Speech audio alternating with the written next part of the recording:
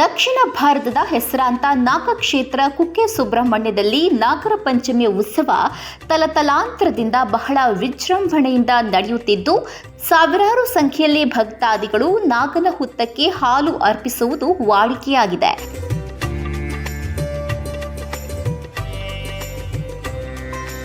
ಹಾಗಾದರೆ ಸುಬ್ರಹ್ಮಣ್ಯನಿಗೂ ನಾಗನಿಗೂ ಇರುವ ಸಂಬಂಧ ಏನು?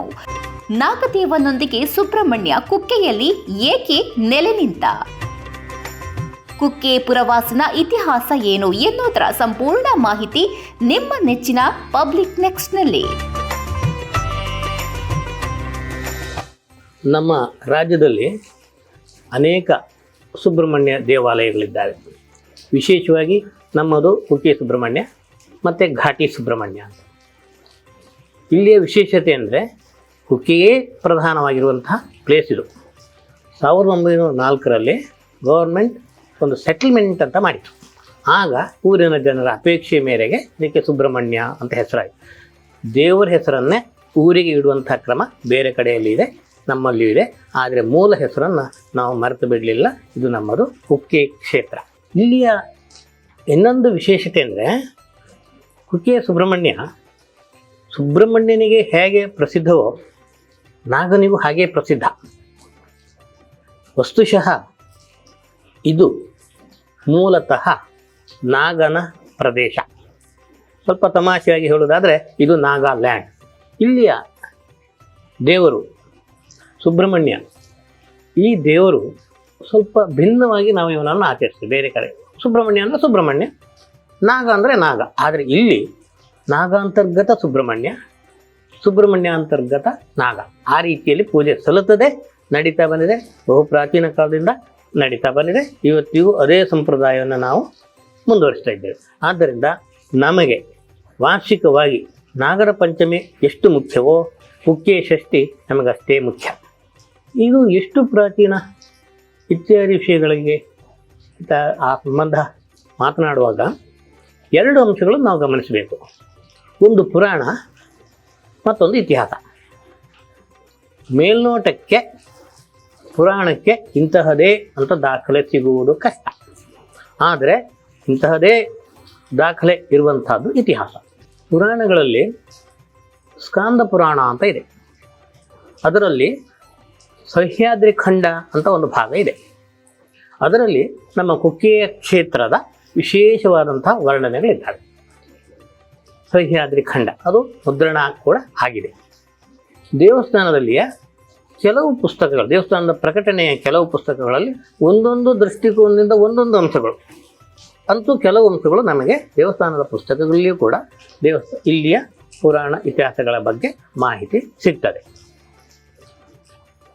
ಪುರಾಣದ ಕಥೆ ಏನು ಅಂತ ಕೇಳಿದರೆ, ಇಲ್ಲಿಯ ನಾಗನ ಕಥೆ ಮೊದಲು ಪ್ರಾರಂಭ ಆಗ್ತದೆ.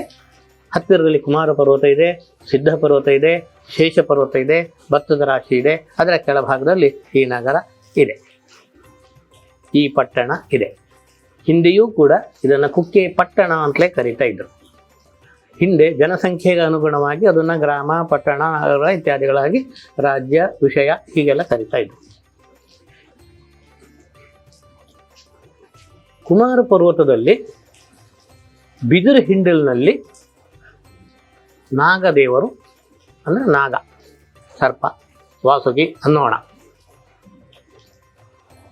ನಾಗನಿಗೂ ಸರ್ಪನಿಗೂ ಸ್ವಲ್ಪ ವ್ಯತ್ಯಾಸ ಇದೆ. ಸ್ರಪತಿ ಇತಿ ಸರ್ಪ, ಯಾವುದು ತನ್ನ ಹೊಟ್ಟೆಯನ್ನು ಎಳ್ಕೊಂಡು ಹೋಗ್ತದೆ ಆ ಎಲ್ಲ ಜಂತುಗಳು ಸರ್ಪಗಳೇ. ಆದರೆ ವಿಶೇಷವಾಗಿ ನಾಗ, ಅದರಲ್ಲಿ ನಾವು ಇಂತಿಷ್ಟು ಕುಲಗಳಿದ್ದಾವೆ ಅಂತ ಹೇಳ್ತೇವೆ, ಅಷ್ಟಕುಲ ನಾಗ ಅಂತ ಹೇಳ್ತೇವೆ. ಅದರಲ್ಲಿ ವಾಸುಕಿ ಪ್ರಸಿದ್ಧ. ನಾಗ ಬಿದಿರು ಹಿಂಡಿನಲ್ಲಿ ಮೇಲಿತ್ತಂತೆ.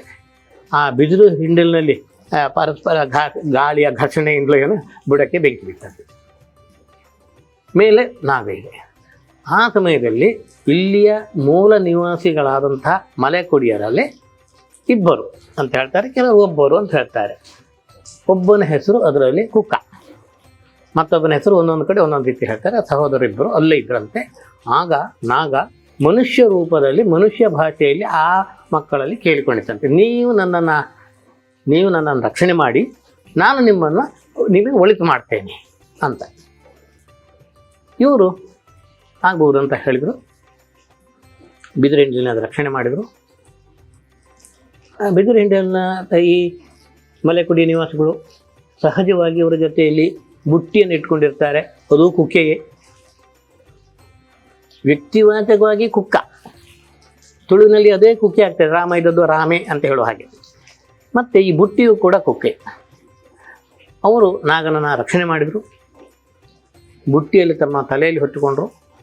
ಆಗ ಅದು ಹೇಳಿತು, ನೀವು ಎಲ್ಲಿಯವರೆಗೆ ನನ್ನನ್ನು ತಲೆಯ ಮೇಲೆ ಹೊತ್ತುಕೊಂಡು ಹೋಗ್ತೀರೋ ಅಲ್ಲಿಯವರೆಗೆ ನಾನು ನಿಮ್ಮ ಜೊತೆಯಲ್ಲಿ ಇರ್ತೇನೆ.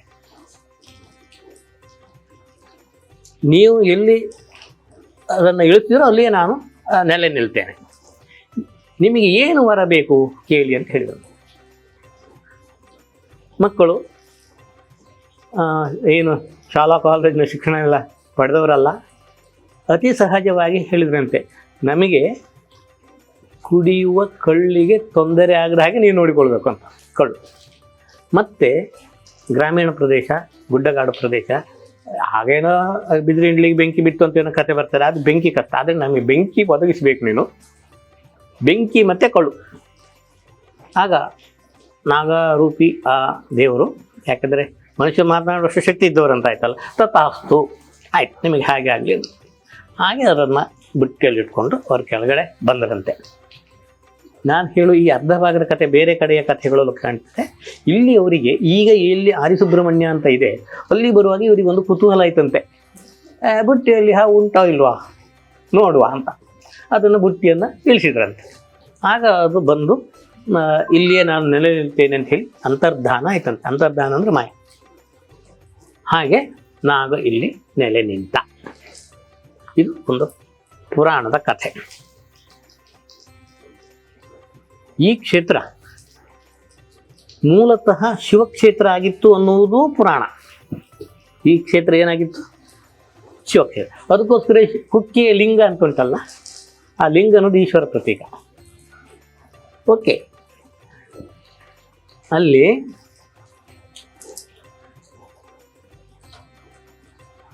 ಸುಬ್ರಹ್ಮಣ್ಯ ಶಿವಪುತ್ರ. ಇಲ್ಲಿಯ ಋಷಿಮುನಿಗಳು ತಮಗೆ ತಾರಕಾಸುರ ಮೊದಲಾದವರಿಂದ ಉಪಟಳ ಜಾಸ್ತಿ ಆದಾಗ ದೇವರನ್ನು ಬೇಡಿಕೊಳ್ಳರಂತೆ. ಆಗ ಶಿವನ ಆದೇಶದಂತೆ ಸುಬ್ರಹ್ಮಣ್ಯ ಇಲ್ಲಿಗೆ ಬಂದು ಕುಮಾರ ಪರ್ವತದಲ್ಲಿ ನಿಂತು ತಾರಕಾಸುರ ಮೊದಲಾದವರನ್ನು ಸಂಹಾರ ಮಾಡಿದಂತೆ. ಕುಮಾರ ನೆಲೆ ನಿಂತ ಪರ್ವತ ಆದ್ದರಿಂದ ಅದಕ್ಕೆ ಕುಮಾರ ಪರ್ವತ ಅಂತಾಯಿತು. ಅವನು ಕೆಳಗಡೆ ಇಳಿದು ಬಂದು ನದಿಯಲ್ಲಿ ತನ್ನ ಖಡ್ಗವನ್ನು ತೊಳೆದನಂತೆ. ಅದಕ್ಕೆ ಧಾರಾ ನದಿ ಅಂತ ಮೊದಲೇ ಹೆಸರಿತ್ತು. ಅವನು ತನ್ನ ಧಾರ ಅಂದರೆ ಹಸಿ ಅಂದರೆ ಖಡ್ಗದ ತುದಿ ಭಾಗವೂ ಹೌದು, ಅದನ್ನು ತೊಳೆದಂತೆ ಇದು ಕುಮಾರಧಾರ. ಆದ್ದರಿಂದ ಪವಿತ್ರ ಆಯಿತು. ಪಶ್ಚಿಮಘಟ್ಟ ಪ್ರದೇಶ ಇದು. ಅಸಂಖ್ಯ ಗಿಡಮೂಲಿಕೆಗಳಿದ್ದಾವೆ ಪರ್ವತದ ಮೇಲೆ. ಅಲ್ಲಿಂದ ಹರಿದು ಬರುವ ನೀರು ಅದು ಆಯುರ್ವೇದೀಯ ಪ್ರಕಾರವಾಗಿಯೂ ಪ್ರಾಕೃತಿಕವಾಗಿಯೂ ಶುದ್ಧ. ಅದಕ್ಕೆ ದೈವಿಕ ಭಾವನೆ ಬಂದಾಗ ಅದಕ್ಕೆ ಮಹತ್ವ ಜಾಸ್ತಿ. ಆದ್ದರಿಂದ ಇಲ್ಲಿ ಕುಷ್ಠ ಆದಿ ಚರ್ಮ ರೋಗಗಳು ಗುಣ ಆಗ್ತವೆ ಅನ್ನುವಂಥದ್ದು ನಂಬಿಕೆಯೂ ಹೌದು, ಯಥಾರ್ಥವೂ ಹೌದು. ನಮ್ಮ ಈ ಸಾಂಪ್ರದಾಯಿಕ ಮಾತಿನಲ್ಲಿ ವಿಶ್ವಾಸ ಫಲದಾಯಕ. ಹೌದು, ಈ ನದಿಯಲ್ಲಿ ಮಿಂದರೆ ನಮ್ಮದು ಗುಣ ಆಗ್ತದೆ, ಕುಷ್ಠಾದಿ ಚರ್ಮ ರೋಗಗಳು ಅಂದರೆ ಗುಣ ಆಗ್ತದೆ, ನಂಬಿಕೆ ಅದು. ಆಯಿತು. ಹೀಗೆ ಅಲ್ಲಿ ಅವನು ಶಿವನ ಆದೇಶದಂತೆ ಇಲ್ಲಿ ಬಂದು ನೆಲೆ ನಿಲ್ತಾನೆ. ಇಲ್ಲಿ ಅವನಿಗೆ ಗುಡಿ ಇತ್ಯಾದಿಗಳನ್ನು ಕಟ್ತಾರೆ. ಹೀಗೆ ಶಿವಪುತ್ರ ಸುಬ್ರಹ್ಮಣ್ಯ, ಸ್ಕಂದ, ಕಾರ್ತಿಕೇಯ ಇತ್ಯಾದಿ ಅವನಿಗೆ ಅನೇಕ ಹೆಸರುಗಳಿದೆ. ಅವನು ಇಲ್ಲಿ ಬಂದು ನೆಲೆ ನಿಂತ. ಈಗ ಇನ್ನೊಂದು, ಈಗ ನಾವು ಪುರಾಣ ಕಥೆ ಹೇಳಿದೆವು, ಇನ್ನು ಸ್ಥಳೀಯ ಜನರ ಐತಿಹ್ಯ ಅಂತ ಇರ್ತದೆ. ಇತಿಹಾಸ ಅಲ್ಲ, ಐತಿಹ್ಯ. ಅದು ಜನರ ಬಾಯಿಂದ ಬಾಯಿಗೆ ಬರುವುದು. ಈಗ ನಮಗೆ ಐತಿಹ್ಯಗಳ ಮೂಲಕ ಕಟ್ಟುವ ಇತಿಹಾಸಕ್ಕೂ ಈಗ ಬಹಳ ಮಹತ್ವ ಇದೆ. ಇಲ್ಲಿ ನಾಗನ ಗುಡಿ ಇತ್ತು. ಕೊನೆಗೆ ಮೂಡುಘಟ್ಟ ಅಂದರೆ ಈಗ ನಾವು ಸುಮಾರಿಗೆ ಹೇಳಿದ್ರೆ ಸಕಲೇಶ್ವರ ಇತ್ಯಾದಿಗಳಲ್ಲಿ ಪರ್ವತದ ಮಲೆ ಅಲ್ಲಲ್ಲಿ ಇಲ್ಲಿಯ ಜನರು, ಇಲ್ಲಿಯ ದೇವರ ಭಕ್ತರು, ನಾಗನ ಭಕ್ತರು ಅಲ್ಲೆಲ್ಲ ವಾಸ್ತವ್ಯ ಇದ್ದರು. ಅವರು ಇದೇ ಮಾರ್ಗಶಿರ ಶುದ್ಧ ಷಷ್ಠಿಯ ಟೈಮ್ನಲ್ಲಿ ಅಥವಾ ನಾಗರ ಪಂಚಮಿ ಸಮಯದಲ್ಲಿ ಇಲ್ಲಿ ಬಂದು ತಮ್ಮ ದೇವರಿಗೆ ಪೂಜೆ ಮಾಡಿ ಹೋಗ್ತಾ ಇದ್ದರು. ಹಾಗೆ ಒಮ್ಮೆ ಭಕ್ತಾದಿಗಳು ಬರುವಾಗ ಇಲ್ಲಿ ನೋಡ್ತಾರೆ ಸುಬ್ರಹ್ಮಣ್ಯ ದೇವಸ್ಥಾನ ನಾಗ ಅಲ್ಲಿ ಕೊಡಿಮರ ಇದೆ. ಇದು ನಾಗ ದ್ರಾವಿಡ ಸಂಪ್ರದಾಯ, ಸುಬ್ರಹ್ಮಣ್ಯ ಆರ್ಯ ಸಂಪ್ರದಾಯ. ಈಗ ಅದನ್ನೆಲ್ಲ ಹೇಳುವುದಿಲ್ಲ, ನಂಬುವುದೂ ಇಲ್ಲ. ಆಗ ಅವರಲ್ಲಿ ಇಬ್ಬರು ವೀರರು, ಇರುವೆರು ಉಳ್ಳಾಕುಲು ಅಂತ ಕಾಣ್ತದೆ. ಬಹುಶಃ ಮೊದಲು ಮಾಡುವ ಕೆಲಸ ಅಂದರೆ ಆ ಧ್ವಜ ಮರವನ್ನು ಪುಡಿ ಮಾಡಿ ಹಾಕ್ತಾರೆ. ಇಲ್ಲಿಯವರು ಪ್ರತಿಭಟಿಸ್ತಾರೆ. ಆದರೆ ಬಹುಶಃ ಇಲ್ಲಿಯವರಿಗೆ ಜಯ ಸಿಗುವುದಿಲ್ಲ. ಆಗ ಏನು ಮಾಡಬೇಕು? ಕಾಂಪ್ರಮೈಸ್ ಒಪ್ಪಂದಾಯಿತು. ಹಾಗಾದರೆ ಸುಬ್ರಹ್ಮಣ್ಯ ನಾನು ನೀನು ಒಟ್ಟಾಗಿ ನೆರಳು ನಿಂತು ಇನ್ನೂ ಜನರನ್ನು ಇಲ್ಲಿ ನಾವು ಅನುಗ್ರಹಿಸುವುದು. ಸರಿ, ನಾಗ ಗೆದ್ದ ಪ್ರತೀಕ ಗೊತ್ತಾಗಬೇಕು, ಉಳಿಬೇಕಲ್ಲ. ಇನ್ನು ಮುಂದೆ ಇಲ್ಲಿ ಧ್ವಜಸ್ತಂಭ ಇಲ್ಲ, ಈಗ ಇಲ್ಲ. ನಾಗನಿಗೆ ಅತ್ಯಂತ ಪ್ರಿಯವಾದದ್ದಂದ್ರೆ ಕೊಪ್ಪರಿಗೆ. ಇಲ್ಲಿ ಜಾತ್ರೆ ಸಮಯದಲ್ಲಿ ಜೋಡು ಕೊಪ್ಪರಿಗೆ ಏರುವುದು, ಅದರ ಬೆಂಕಿ ನಂದಿಸಲಿಕ್ಕಿಲ್ಲ. 15 ದಿವಸ ಒಂದು ಏಕಂದರೆ ನಡೆಯಿತು. ಯಾವ ಕಾಲಘಟ್ಟದಲ್ಲಿ ನಡೆಯಿತು ಇದು ಅನ್ನೋದು ನಮಗೆ ಇದು ಪುರಾಣ ಐತಿಹ್ಯ ಆದ್ದರಿಂದ ಗೊತ್ತಾಗೋದಿಲ್ಲ. ಆದರೆ ಶತಶತಮಾನಗಳಿಂದ ಈ ಸಂಪ್ರದಾಯ ಇವತ್ತು ಇಲ್ಲಿ ನಡ್ಕೊಂಡು ಬರ್ತಾ ಇದೆ. ಒಂದು. ಇನ್ನೊಂದು, ಇಲ್ಲಿ ಬೆಲದ್ವಾರದಲ್ಲಿ ನಾಗ ತಪಸ್ ಮಾಡ್ಕೊಂಡಿದ್ದ. ಗರುಡ ಇತ್ಯಾದಿಗಳ ಬಾಧೆ ಇತ್ತು. ಶಿವನನ್ನು ಕುರಿತು ತಪಸ್ಸು ಮಾಡಿದ. ಆಗ ನನ್ನ ಮಗ ಸುಬ್ರಹ್ಮಣ್ಯ ಬಂದು ನಿನ್ನ ರಕ್ಷಣೆ ಮಾಡ್ತಾನೆ, ನೀವಿಬ್ಬರು ಇಲ್ಲಿ ಇರಿ ಅಂತ ಹೇಳಿ ಶಿವ ಹೇಳಿದ. ಆದ್ದರಿಂದ ನಾಗ ಅಂತರ್ಗತ ಸುಬ್ರಹ್ಮಣ್ಯ ಆಯಿತು ಅಂತ ಒಂದು. ಹೀಗೆ ಇದ ಮಿಥಂ, ಇದು ಒಂದೇ ಕಥೆ, ಇನ್ನೊಂದಿಲ್ಲ, ಅದು ಸರಿ ಇದು ತಪ್ಪಂತೆಲ್ಲ. ಎಲ್ಲವೂ ಕೂಡ ಗ್ರಾಹ್ಯ ಅಂದರೆ ಒಪ್ಪಿಗೆ ಅನ್ನೋದು ವಿಷಯ ಆಯಿತು. ಹೀಗೆ ಇದು ಜನಜನಿತವಾದ ಕಥೆ. ಇದರಲ್ಲಿ ಸ್ವಲ್ಪ ಪಾಠಭೇದಗಳು ಅಂದರೆ ಅವ ಹಾಗೆ ಹೇಳೋದು ಸಾಧ್ಯತೆ ಇದೆ. ಅದು ಯಾವುದನ್ನು ನಾವು ಅಲ್ಲಗೊಳ್ಳುವುದಿಲ್ಲ ಇವತ್ತಿನ ದಿವಸ. ಸರಿ, ದಾಖಲೆಗಳ ಪ್ರಕಾರ ಯಾವಾಗ ಸುಬ್ರಹ್ಮಣ್ಯ ನಮಗೆ ಗೊತ್ತಾಯಿತು ಅಂತ ಕೇಳಿದರೆ 8ನೇ ಶತಮಾನದಲ್ಲಿ ಆಚಾರ್ಯ ಆದಿಶಂಕರಾಚಾರ್ಯರು ಕುಕ್ಕೆ ಕ್ಷೇತ್ರಕ್ಕೆ ಬಂದಿದ್ದರು ಅಂತ ಒಂದು ಐತಿಹಾಸಿಕದ ಘಟನೆ. ಬಂದವರು ಭಜೆ ಕುಕ್ಕೆಲಿಂಗಂ ಅಂತ ಹೇಳುವಂಥ ಒಂದು ದೊಡ್ಡ ಪ್ರಾರ್ಥನಾ ಶ್ಲೋಕವನ್ನು ಬರ್ತಾರೆ. ಈಗಲೂ ಇದೆ. ಭವದೋಷಹಾರಂ ಅಂತ ಇತ್ಯಾದಿಗಳು. ಆದ್ದರಿಂದ ಶಂಕರಾಚಾರ್ಯರು ಇಲ್ಲಿ ಬಂದಿದ್ದರು. ಹಾಗೆ ಇಲ್ಲಿ ಅಕ್ಕಪಕ್ಕದ ಕಡವ ಹತ್ತಿರ ಕೊಡವರು ಬಂದಿದ್ದಾರೆ. ಆದ್ದರಿಂದ ಅಲ್ಲಿಂದ 8ನೇ ಶತಮಾನದಲ್ಲಿ ಇದು ಪ್ರಸಿದ್ಧ ಆಯಿತು. ಮೊದಲೇ ಇತ್ತು ಅಂತ. ಅಯ್ಯೋ, ಅದು ಶಂಕರಗಿರಿ ಅಂತ ಒಬ್ಬರು ಆದಿಶಂಕರಾಚಾರ್ಯನ ಕಥೆ ಬರ್ತಾರೆ. ಅದರಲ್ಲಿದ್ದರೆ ಒಪ್ಪಿಗೆ ಆಗುವಂಥದ್ದು ಅಂತ. ಆದರೂ ಅವ್ರು ಬರೋದಲ್ಲ ಅಂತ. ನಮಗೆ ಇತಿಹಾಸ ಇಸು ಪ್ರಕಾರ ಹೀಗೆ ಇತ್ತು ಅಂತೆಲ್ಲ ಹೇಳಬೇಕಾದ್ರೆ ಲಿಖಿತ ದಾಖಲೆ ಬೇಕು. 8-9ನೇ ಶತಮಾನದಲ್ಲಿ ಮರ್ದಾಳ ಅಂತ ಹೇಳೋ ಊರಿನ ಬಂಟ್ರ ಮಹಾಲಿಂಗೇಶ್ವರ ದೇವಸ್ಥಾನದಲ್ಲಿ ಒಂದು ಶಿಲಾಶಾಸನ ಇದೆ. ಅದು ಇವತ್ತಿಗೂ ಇದೆ. ಆ ಶಾಸನದಲ್ಲಿ ಅಲ್ಲಿಯ 4 ಜನ ರಾಜರಿಗೆ ಮನಸ್ತಾಪ ಬಂತಂತೆ. ಹೌದಾ, 4 ಜನ ರಾಜರು ಯಾರಿರ್ಬೋದು? ಸಣ್ಣ ಸಣ್ಣ ಊರಿಗೆ ಒಂದೊಂದು ರಾಜ, ಒಂದು ಮರದಾಳದ ರಾಜ, ಮತ್ತೊಂದು ಕಡಬದ ರಾಜ, ಮತ್ತೊಂದು ಹಳೆ ನೀರಂಕಿ ಅಂತ ಒಂದು ಪ್ಲೇಸಲ್ಲಿ ರಾಜ, ಮತ್ತೊಂದು ಬಹುಶಃ ನಮ್ಮ ಕೊಂಬಾರಿನ ರಾಜ. ಅಯ್ಯೋ, ಗಲಾಟೆ ಮಾಡ್ಕೊಳ್ಳೋದು ಸರಿಯಲ್ಲ, ನಮ್ಮಲ್ಲಿ ಒಪ್ಪಂದ ಮಾಡ್ಕೊಳ್ಬೇಕು ಅಂತ ಹೇಳಿ ಅಕ್ಕಪಕ್ಕದ ಊರಿನ ಪ್ರತಿಷ್ಠಿತರನ್ನೆಲ್ಲ ಕರೆದು ಮಹಾಲಿಂಗೇಶ್ವರ ದೇವಸ್ಥಾನದಲ್ಲಿ ಒಂದು ಪಂಚಾಯಿತಿ ಮಾಡ್ತಾರೆ. ಶಾಸನಗಳಲ್ಲಿ ಇಂಥ ಪಂಚಾಯಿತಿಗೆ ಆದಂಥ ದಾಖಲೆ ಸಿಗೋದು ಬಹಳ ಅಪರೂಪ. ತುಳುನಾಡಿನ ಪ್ರಾಚೀನ ಇದರಲ್ಲಿ ಈಗಲೂ ಇದೆ ಈ ಶಾಸನ. ಅದರಲ್ಲಿ ಹಾಜರಿದ್ದವರಲ್ಲಿ ಕುಕ್ಕೆಯ ವಿಶ್ವರು ಮತ್ತು ಕಣಕರು ಹಾಜರಿದ್ದರು. ನೋಡಿ, ಇದು ಯಾವಾಗ ನಾವು ಕನ್ನಡದಲ್ಲಿ ಪಂಪ, ರನ್ನ, ಪೊನ್ನ ಅಂತ ಆದಿ ಕನ್ನಡ ಕವಿಗಳ ಬಗ್ಗೆ ನಾವು ಮಾತನಾಡೋದು ಶುರು ಮಾಡ್ತೇವೋ ಆಗ ಬರೆದಂಥ ಶಾಸನ. ಈಗಲೂ ಅದು ಇದೆ. ಅದರಲ್ಲಿ ಕುಕ್ಕೆಯ ಪ್ರಸ್ತಾಪ ಇದೆ, ದೇವಸ್ಥಾನದ್ದಲ್ಲ, ದೇವರದ್ದಲ್ಲ. ಯಾರಿರ್ಬೋದು ಇದು? ಊಹಿಸ್ಬೇಕಷ್ಟೆ. ವಿಶ್ವರು ಅಂದರೆ ಬಹುಶಃ ದೇವಸ್ಥಾನದ ಟ್ರಸ್ಟಿಗಳು ಸಾಧ್ಯತೆ ಇದೆ. ಕಣಕರು ಅಂದರೆ ಅಲ್ಲಿಯೇ ಬರಹಗಾರರು. ಹಿಂದಿನ ಕಾಲದಲ್ಲಿ ನಮ್ಮ ಸುಬ್ರಹ್ಮಣ್ಯ ದೇವಸ್ಥಾನದ ಬರಹಗಾರರಿಗೆ ಬಹಳಷ್ಟು ಗೌರವ ಇತ್ತು. ಈಗ ಇಲ್ಲ ಅಂತಲ್ಲ, ಆಗಿನ ಪರಂಪರೆ ಅದು.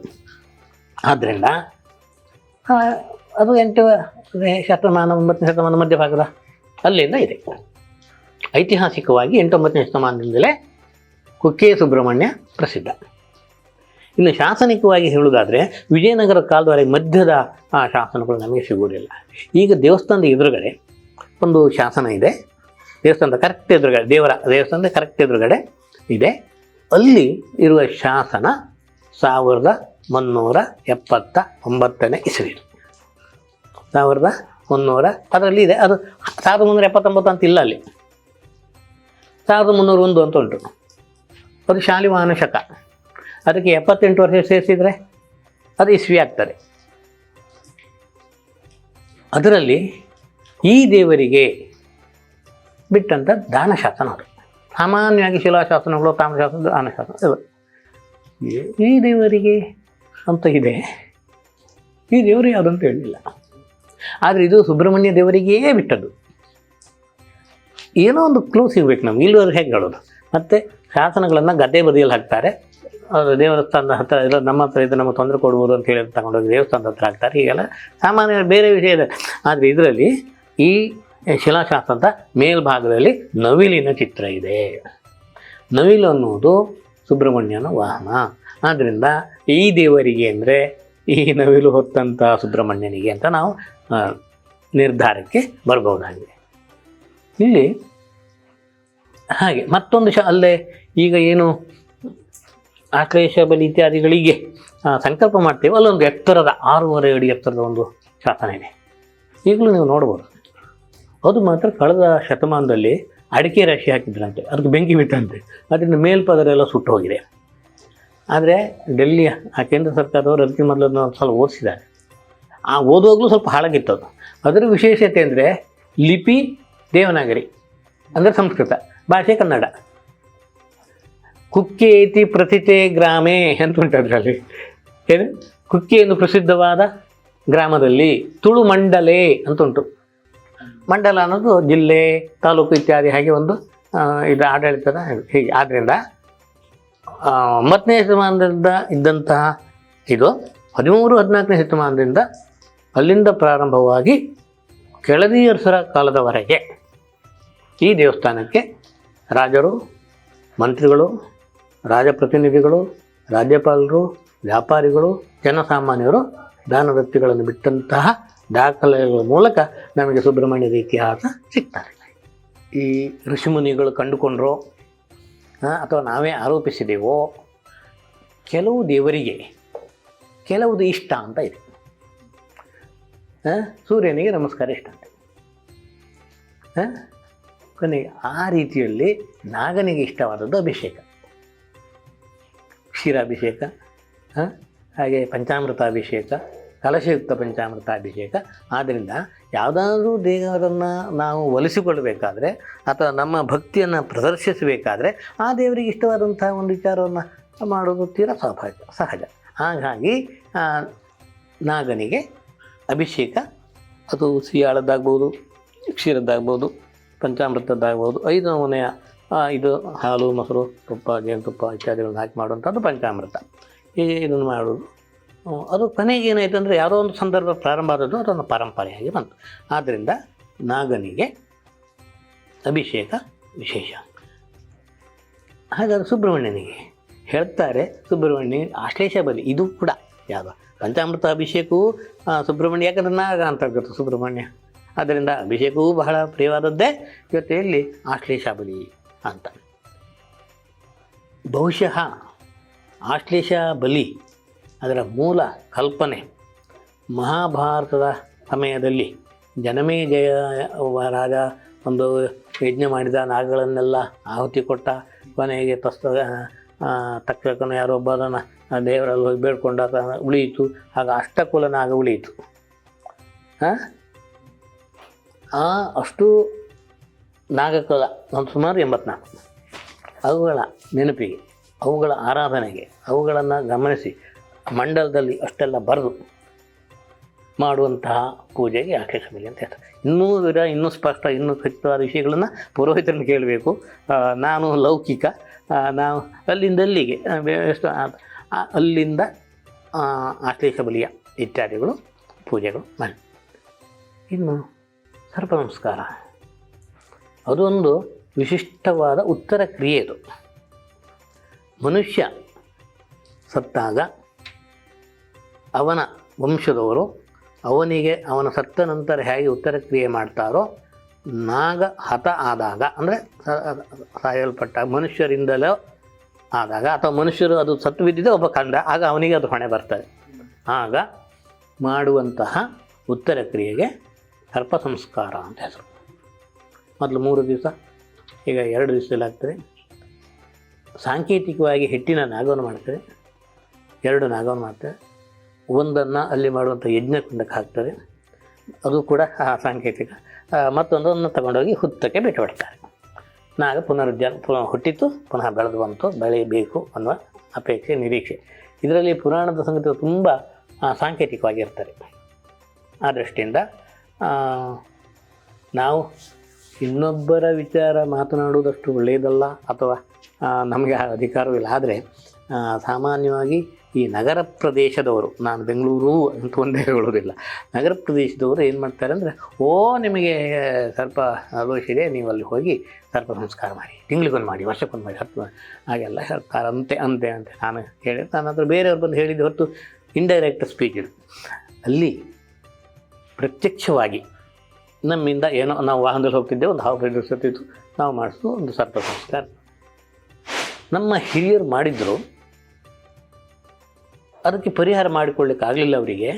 ಅದು ವಂಶ ಪರಂಪರೆಯಾಗಿ ಬಂದಿದೆ ಅಂಥೇಳಿ ನಂಬುವುದು ನಮ್ಮ ನಂಬಿಕೆಗಳಲ್ಲಿ ಒಂದು. ಆಗ ದೋಷ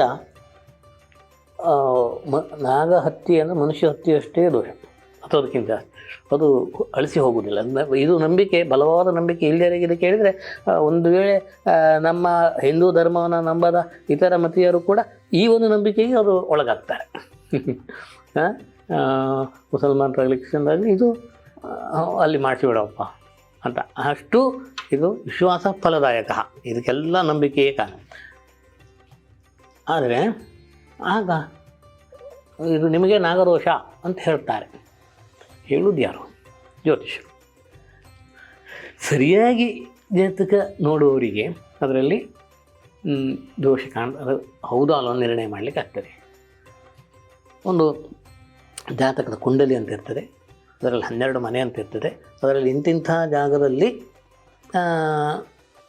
ರಾಹು, ನಾಗನ ಸಂಕೇತ ರಾಹು, ಸುಬ್ರಹ್ಮಣ್ಯನ ಸಂಕೇತ ಕುಜ ದೋಷ ಅಂತ ಹೇಳ್ತಾರೆ. ಆಗ ನಾಗನಿಗೆ ಸಂಬಂಧಪಟ್ಟಾಗ ಹೇಳ್ತಾ ಇದ್ದೇನೆ. ಅದು ತುಂಬ ಯಾವುದೋ ಅದು ವಿವರ ಹೇಳಲಿಕ್ಕೆ ತುಂಬ ಇದೆ ಅಂತ. ಇದರಲ್ಲಿ ಹಿಂದೆ ನಾಗ ಪೆಟ್ಟಾಗಿದೆ ಅಥವಾ ಕೊಂದಿದ್ದಾರೆ, ನಿಮಗೆ ಗೊತ್ತಿಲ್ಲದೆ ಆಗಿ ಹೋಗಿದೆ, ಅದಕ್ಕೆ ನೀವು ಸರ್ಪ ಸಂಸ್ಕಾರ ಮಾಡಿ ಅಂತ ಜ್ಯೋತಿಷಿಗಳಿಂದ ಹೇಳಲ್ಪಟ್ಟು ಮಾಡಿಸುವಂಥದ್ದು ಸರ್ಪ ಸಂಸ್ಕಾರ. ಮತ್ತು ಅದು ಫ್ಯಾಷನ್ ಅಲ್ಲ, ಅದು 10 ಸಲ ಮಾಡುವುದಲ್ಲ. ಈ ವರ್ಷವೂ ಮಾಡುವುದು, ಬರುವ ವರ್ಷವೂ ಮಾಡುವುದು ಅಂತ ಹೇಳಿದವರು ತಪ್ಪು ಅಂತ ನಮ್ಮ ಸೀಮಿತ ಗ್ರಹಿಕೆಯಲ್ಲಿಯೂ ನಾವು ಹಾಗೆ ನಿಂತ್ಕೊಂಡಿದ್ದೇವೆ. ಅದಲ್ಲ. ಒಂದು ಸಲ, ಈಗ ಹಿಂದೆ ಯಾವುದೋ ತಲೆಮಾರಿನಲ್ಲಿ ಮಾಡಿದರು, ಒಂದು ಸಲ ಮಾಡಿದರೆ ಅದು ಪರಿಹಾರ ಆಯಿತು ಅಂತ ನಂಬಬೇಕು. ಆಗ್ತದೆ. ನಾವೇ ಜನತೆಯಲ್ಲಿ ಇಟ್ಕೊಂಡ್ರೆ ಆಗೋದಿಲ್ಲ, ಅದಕ್ಕೆ ನಾವೇನು ಮಾಡೋಕ್ಕಾಗೋದಿಲ್ಲ. ಆದ್ದರಿಂದ ಸರ್ಪ ಸಂಸ್ಕಾರ ಬೇರೆ, ಆಶ್ಲೇಷ ಬಲಿ ಬೇರೆ. ಇನ್ನೊಂದು ರೀತಿ ಹೇಳೋದಾದರೆ, ಈ ಸರ್ಪ ಸಂಸ್ಕಾರ ಉಂಟಲ್ಲ, ಅದನ್ನು ನಾವು ಹರಕೆ ಹೊರ್ತೇವೆ, ನಮ್ಮಿಂದ ಹೀಗಾಗಿದೆ, ಅದನ್ನು ನಾವು ಇದಕ್ಕೆ ಪರಿಹಾರ ಮಾಡಿಕೊಳ್ತೇವೆ. ಆದರೆ ಆಶ್ಲೇಷ ಬಲಿ ಭವಿಷ್ಯದಲ್ಲಿ ಒಳ್ಳೆಯದಾಗಲಿ ಅಂತ ಹೇಳಿಯೂ ಮಾಡ್ಬೋದು. ಇದಕ್ಕೆ ಸೇವೆ ಅಂತೇಳಿ, ಒಂದು ಹರಕೆ, ಒಂದು ಸೇವೆ. ಮತ್ತು ಇದು ಅಭಿಷೇಕ ಇತ್ಯಾದಿಗಳೆಲ್ಲ ಪೂಜೆ, ಸೇವೆ.